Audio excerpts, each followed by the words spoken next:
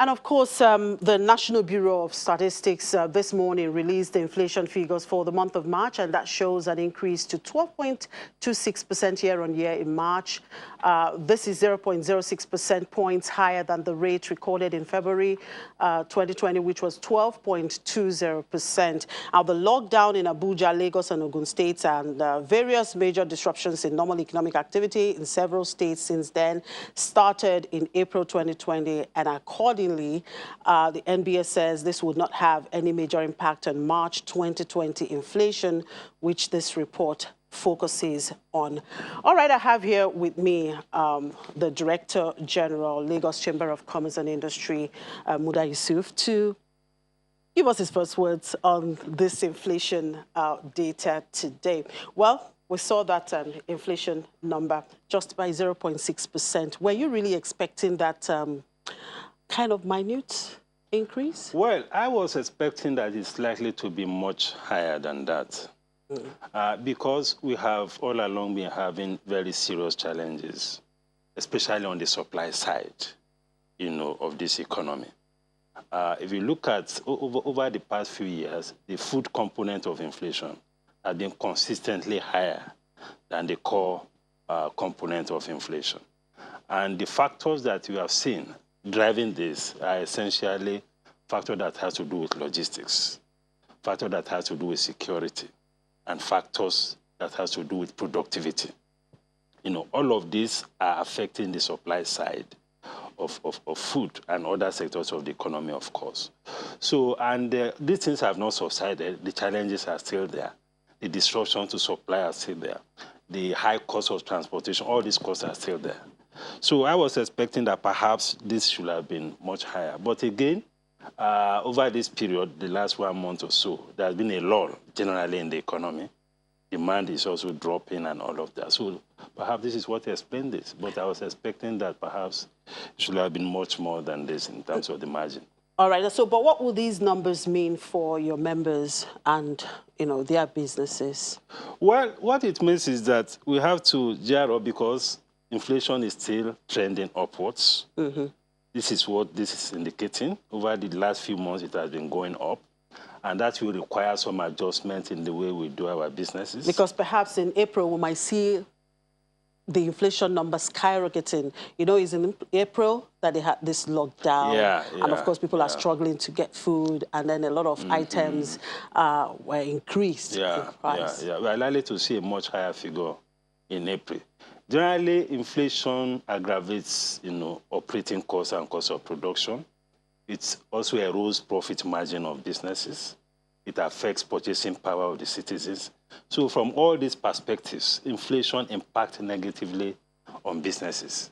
And just as you said, we are likely to see it, spike even much higher from April. First, because the impact of the lockdown, all this blockage of roads, interstate borders, and so on and so forth. All these things will also have its effect.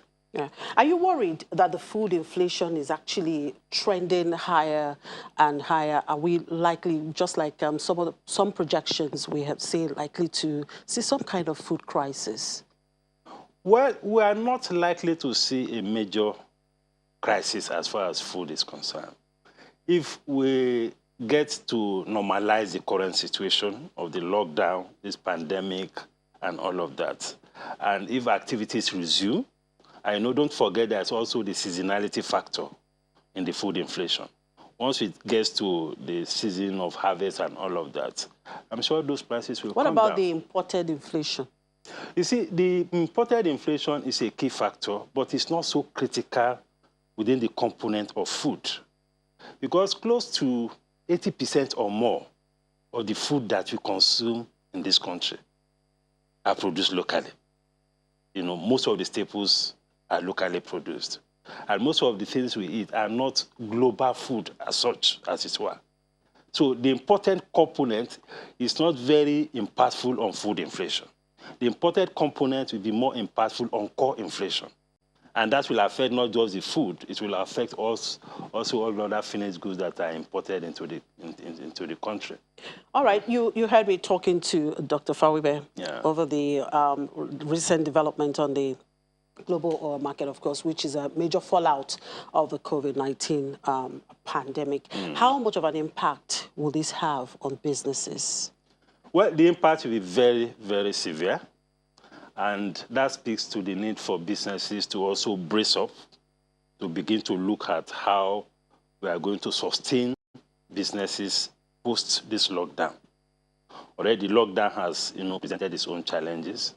But when we look at this economy, you realize that this economy is highly exchange rate sensitive because of our high import dependence.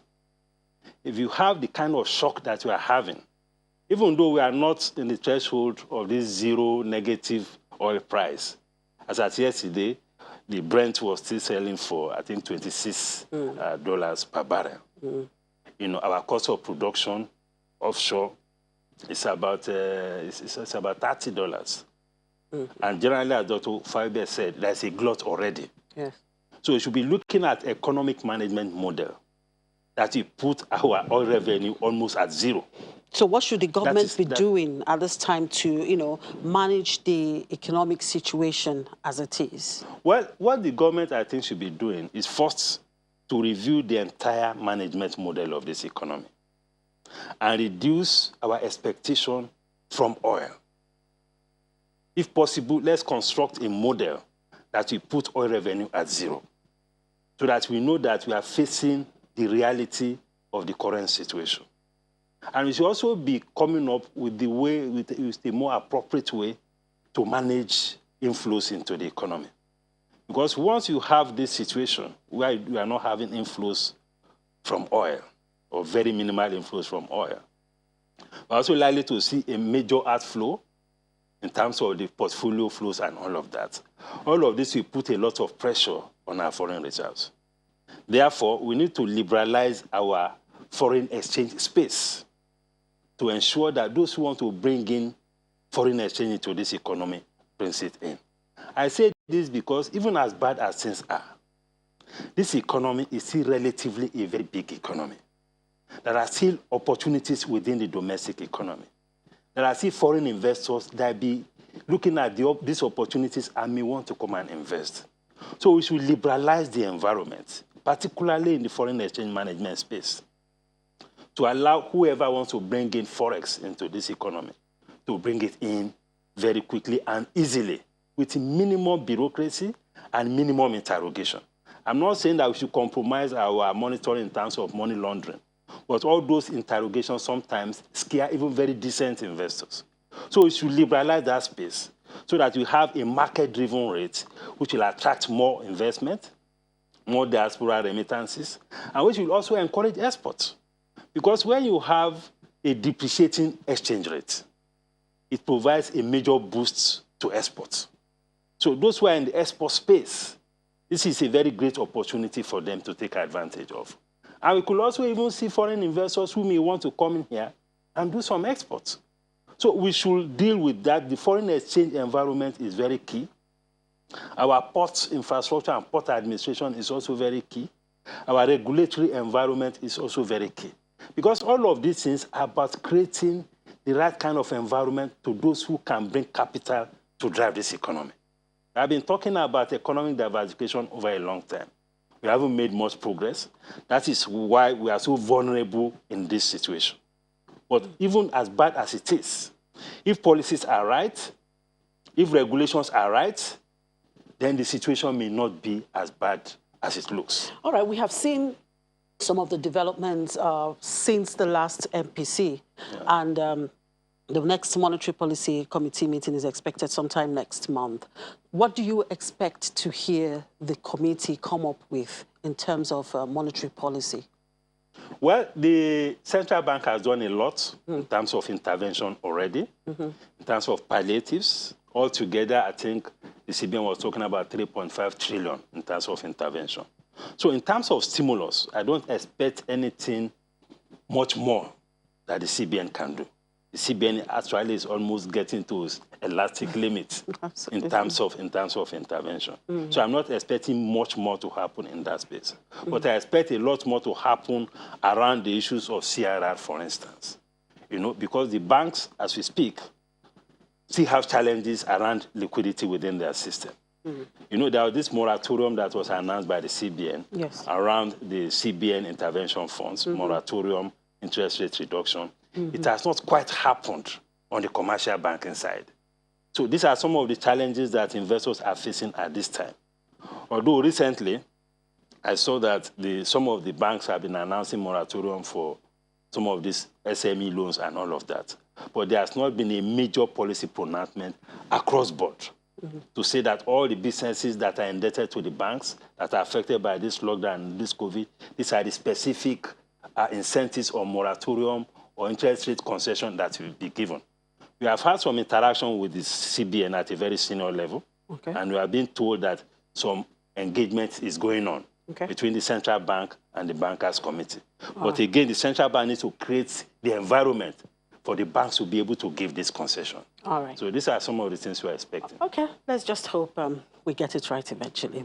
Thank you for your time. Thank you very much. Muda Yusuf is the Director General, Lagos Chamber of Commerce and Industry. After the break, we look at the domestic commodities market space as well as top 10 business risks for year 2020 and 2021 as reported by KPMG. Just stay with us.